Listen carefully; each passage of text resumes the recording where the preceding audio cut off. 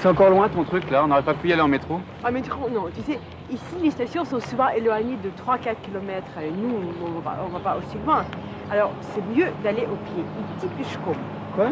Идти пешком. C'est-à-dire quoi, идти пешком? Assieds-toi. Aller à pied, ça se dit идти. Iti maison. Oui, ici, on aussi connaît ici. Il n'y a pas que des Américains. Mais alors, aller au pied, c'est идти. Je vais à pied, я иду. Tu vas à pied, ты идешь. Nous allons à pied, мы идем. Alors ça fait idu, idioche, idiome.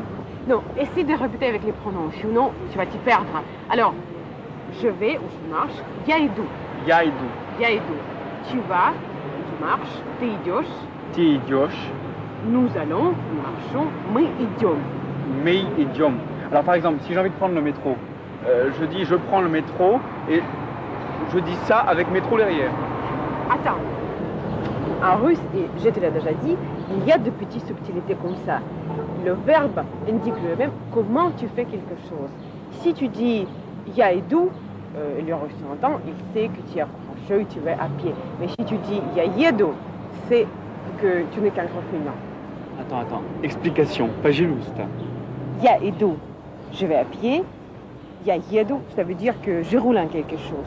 C'est vraiment un infinitif qui entend très bien la différence. Aller à pied, идти, aller par moyen de transport, ехать. Ехать. Et alors, ехать, ça fait comment pour le tu et le nous? Ты едешь, мы едем. Bon alors attends, parce que là, dis donc les nuances. Je t'ai déjà dit que le russe n'est qu'une langue de petite finesse comme ça. Alors, я иду, à pied. Я еду en métro. Я Ти идешь, à pied. Ти едешь en métro. Mi idiomes à pied. Mi едем en métro. Oui, c'est ça. Et maintenant, on va aller à pied à Île-de-Pierre, Каменный остров.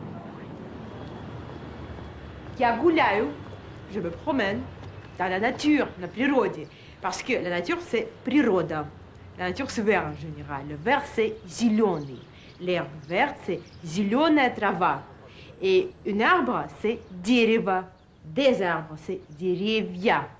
Une fleur, c'est цветок. Et la couleur, c'est цвет. Vous savez, vous les Français, vous avez de la chance pour aller se promener. Parce qu'en russe, il existe beaucoup de mots d'origine étrangère qui ne se déclinent pas. En métro, на métro. En taxi, на taxi. Au cinéma, kino. Et pour que vous compreniez mieux votre chance, je peux vous dire qu'une voiture, c'est машина. Mais en voiture, ça sera на машине. On verra ça plus tard.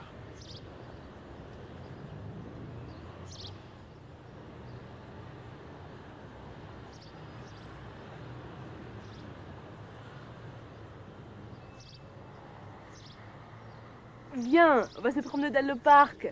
C'est comme un parc naturel à l'extérieur de la ville. Comment tu dis se promener en russe? Goulять. Goulять. Et le se là-dedans, c'est représenté par quoi? Non, en russe, on ne dit pas se promener. On dit promener. C'est comme, je ne sais pas, marcher. Donc à une fille, tu dis veux-tu promener avec moi? Oui, oui, c'est ça.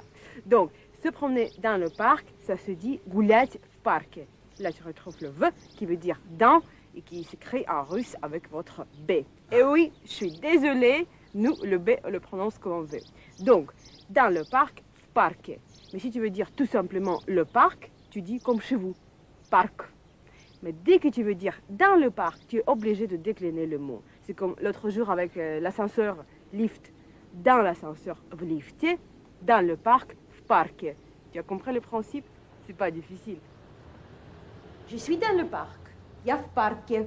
Je me promène dans le parc. Я гуляю в парке. Mais attention, pour dire je vais dans le parc, on dit я иду в парк. La déclinaison, ça dépend s'il y a le mouvement ou pas. Et de la même manière, nous, on a deux façons pour dire où.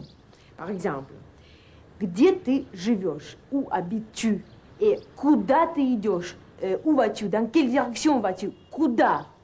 Pour dire aller en dehors de la ville, on dit за город. C'est vrai que c'est devenu une expression très courante pour dire à la campagne. Mais on dit aussi aller à la dacha. Ехать на дачу. Aller Я еду на дачу.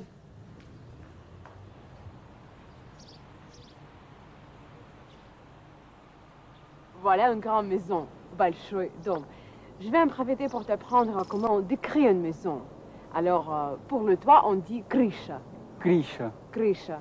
Et pour une fenêtre, окно. Окно. Окно. Et des fenêtres, comment on dit? Окна. Окна. Окна. Et après, la porte, c'est la дверь. Dvir. Дверь. Et ça, c'est решетка. Hein? Une grille. Решетка. Решетка. Решетка. Grande maison, petite maison. Большой дом, маленький дом. Большой, vous connaissez bien sûr, le grand opéra, le célèbre théâtre. Большой. Et les adjectifs chez nous, ça se conjugue, bien sûr. Si le mot est masculin, féminin ou neutre. Mais non, restez, vous allez comprendre. Allez, je vous donne masculin, дом. Большой дом, c'est le grand maison. Ou маленький дом, petite maison. Le féminin, c'est la rue, улица. Большая улица, grande rue. Маленькая улица, petite rue. Et le neutre, il a le fenêtre, bien sûr. On a vu tout à l'heure. Большое окно, окно, grande fenêtre ou petit fenêtre, маленькое окно. Bien? Ok. On est tous d'accord que le toit, c'est крыша, le porte, c'est дверь et окно, c'est la fenêtre. Vous avez compris? Ok. À bientôt. Пока.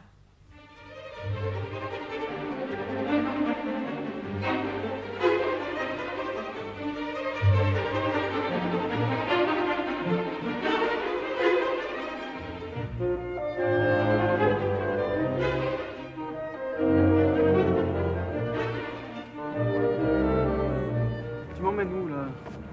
Tu sais, j'aime bien les chiens. J'ai un petit chien chez ma mère. Et parfois, j'aime beaucoup venir les voir courir ici dans ce parc Mikhailovski. Comment on dit chien en russe? Собака. C'est mignon, собака. Et pour un petit chien, on dit собачка. Regarde là-bas. On dit sabaka et sabaki, c'est ça? Oui, собаки, c'est pour le pluriel de chien. Et est-ce qu'on peut utiliser le verbe iti? Iti. Oui, on peut, mais pour un chien, on dirait plutôt courir. Бежать. Le chien court, comment tu dis en russe? Собака бежит. Et ici, здесь, il y a beaucoup de chiens qui courent. Tu dis dies maintenant pour dire ici? La dernière fois, tu m'as appris toutes. Ne me disputez pas, on dit les deux. Mais здесь, pour dire ici, c'est plus élégant que tout. Et maintenant, je vais apprendre un mot très difficile pour un français. Est-ce que tu sais comment on dit apporte un chien russe? Bon, je vais te dire parce que je suis sûre que tu ne trouveras pas seul. On dit apporte. Apporte? Oui, comme en français. Le chien russe comprend le français. Et même autrefois, on leur disait couche. Couche et apporte. Во всем мире, конечно же, во Франции все очень хорошо знают наш город, Санкт-Петербург, но мне кажется, что они его не знают полностью, потому что не видели его весь. Dans tout le monde entier, et bien sûr en France, on connaît bien Saint-Pétersbourg, mais à mon avis, on ne le connaît pas très bien parce qu'on n'a pas vu toute la ville. Да, можно говорить о том, что у каждой части города есть свой дух, свое сердце, и есть Петербург Пушкина, есть Петербург Достоевского, есть Петербург начала века. Et même on peut dire que chaque coin de la ville a son atmosphère. Par exemple, il y a Saint-Pétersbourg de Pouchkine, de Dostoïevski, du commencement du XXe siècle.